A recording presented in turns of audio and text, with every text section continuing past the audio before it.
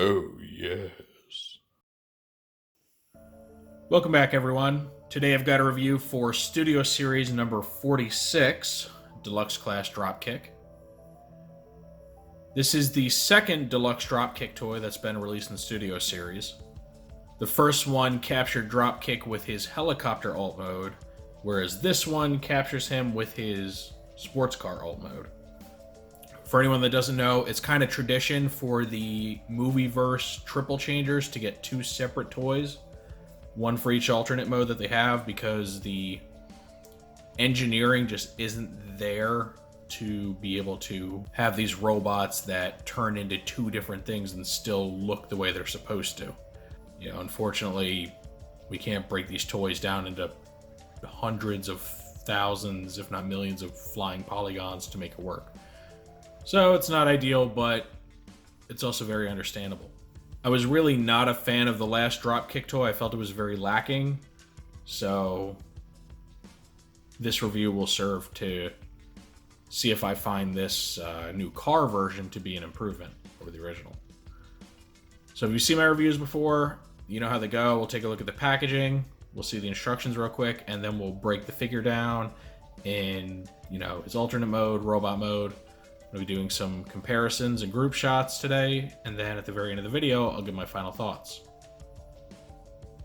So Dropkick's packaging is the standard box for a Studio Series Deluxe. Got all your branding, got his name, Dropkick, he's number 46. Big render of him wielding his weapon on the front. Toy in the center there. Really nice big close-up of his face. Back here you have him in his car and robot modes. Shows that he takes 26 steps to transform, so nice and complex. I always like that. You got the deluxe cross cells here, and then a render of his backdrop. And then just a closer look at his full body render. Alright, Dropkick's instructions have this nice render of him on the front, wielding his weapon. Whole front half of it is dedicated to his transformation. Finishes up on back here. And then it shows you how to attach his weapon. Now, one thing this doesn't really show you is that in order to attach the weapon, you have to flip his fist in, and it reveals a little tab on the other side. So, don't try cramming this on over his fist, it won't work. And then you have his cross cells here for Drift and Hightower. And here's Dropkick's muscle car mode. See, it's mostly a deep blue and black color. It's got some decals on it. You got this like skull and crossbones right here. You got the number 13, just like it's supposed to be a racing car. Nice paint on the grill. It's got the cool engine block coming up out of the hood. Same decals on this side. Nice tail lights. Not too bad on the kibble underneath. Rolls rather well, so that's always good. And then, of course, he's got his weapon mounted onto the back. You can keep that on there for storage, or for cleaner car mode, you can just pull it off and have him like that. And, he's quite good looking. Fortunately, the front wheels have the whole clip thing running through them, so they look a little less realistic than the back wheels, which is becoming more and more common now, and it's really a shame. Here's his good buddy Shatter in her muscle car mode, so you can see how they're different and similar. They're two different models of car. They're not meant to be the same thing.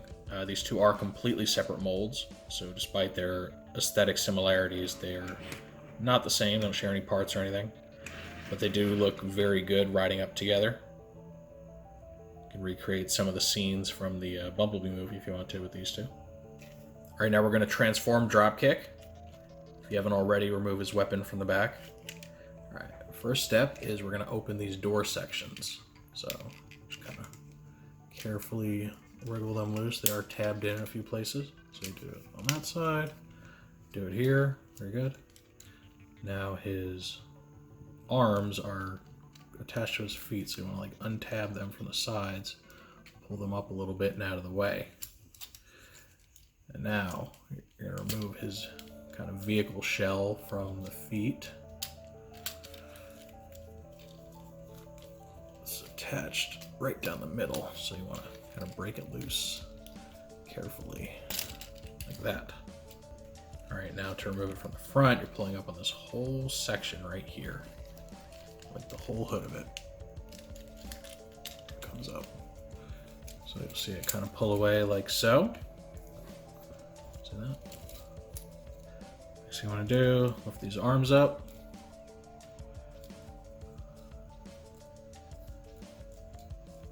They sit like this. Bring them down and kind of fold the forearms and pull the fists out.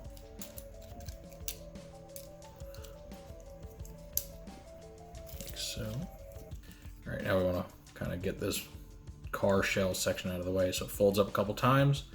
Fold this back panel like so. Fold this part in, and then tab and fold it away from the car hood like that. Now his whole head and engine block section are going to rotate. You're going to push down right here and then rotate it all the way up until it's kind of nice and flush like that. His center section, you're going to make sure is pointing upward. These wheel wells, see those? You're going to rotate in like that. Get them out of the way. And then you just bring the hood down. And it'll just kind of attach to the torso when you push it down all the way. All right. Push that in. So there's his upper body done. All right, so Transformer's legs, you're gonna take this piece and just fold it all the way up until it tabs in right there. Nice and firmly. And then this black piece, which is like his abdominals, you're gonna push until it plugs into those slots right there. So you got that. Make sure his hood section goes back down all the way. Then his feet are just going to flip down. Nothing special, just 2 hinges there. And then these tire well pieces are going to lift out, rotate, push in, and then fold across the back like so. So out, rotate, in, fold, boom. And yeah, that is Dropkick's robot mode. Whenever I see this, I'm reminded of the G1 Datsun brothers, the Autobots, like Prowl, Blue Streak, Smokescreen. He's just got that same build. He's got, you know, the car hood chest, the car doors, just kind of functioning as wings behind him.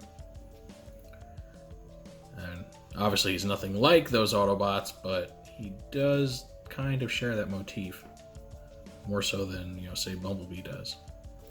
Now, unlike most of the Studio Series figures, there isn't really a storage space called out for his weapon in robot mode.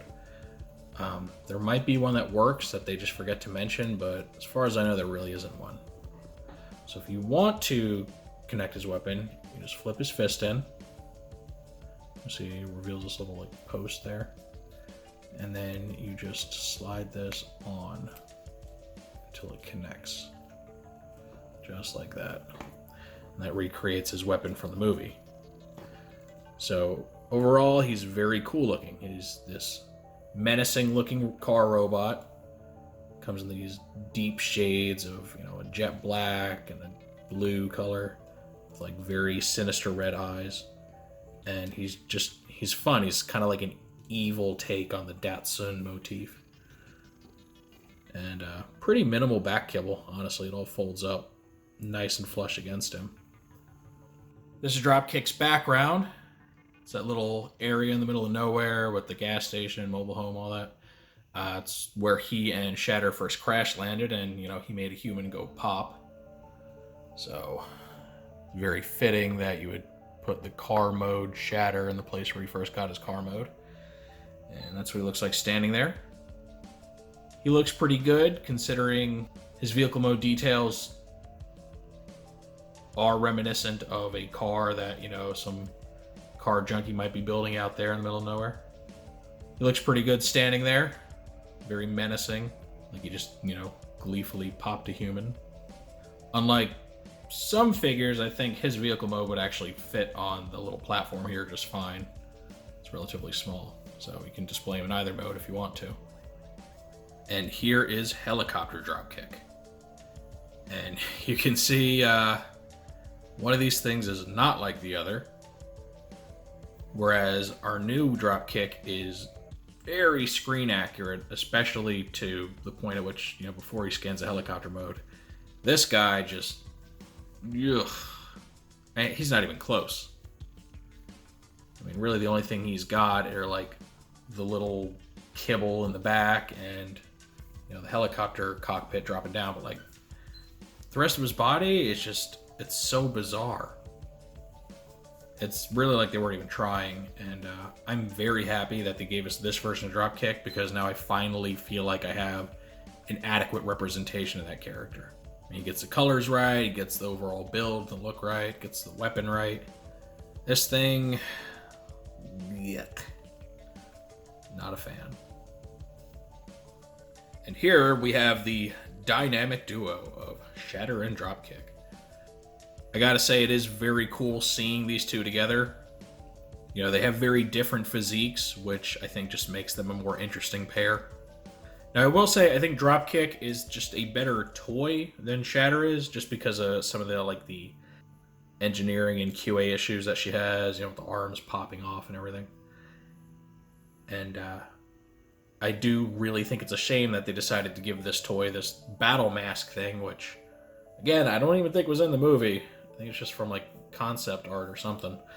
Because it, kind of kills it for me a little bit. I'd love to see her with her actual face showing so I can pose these two together. Make them look like they walked right off the movie screen. But it's a fairly minor gripe. I am hoping that since we got a helicopter Dropkick and a car Dropkick, that they're going to follow suit and eventually make a jet plane Shatter. And maybe, hopefully, that one will have the right face. And then we'll see how those two go together. But that's really all I have to say about this. Dropkick is a fantastic toy. One of the better deluxes in the Studio Series line, I think. His kibble's not very intrusive. Your typical car hood backpack, but sits pretty flush on him. He's got the cool wing doors, but that's just part of his design. I love his weapon, looks nice, his colors are great, just overall really great looking. I fully recommend picking him up if you ever happen to find him. I got mine from Hasbro, though I think they are starting to turn up in Walmarts here in the US now. So he's worth getting on his own. He is doubly so if you already have Shatter, because you got to complete the pair. And while you do have this abomination, he's really just not a good stand-in for this guy. Or at least that's how I feel about him. I'd love to know what you all think in the comments section. If you enjoyed this review, make sure to give it a thumbs up. Let YouTube know that you're enjoying this content. If you want to see more reviews like this one or any of my other Transformers videos, make sure to hit the subscribe button and tap the notification bell to make sure you always get a heads up when I post something new.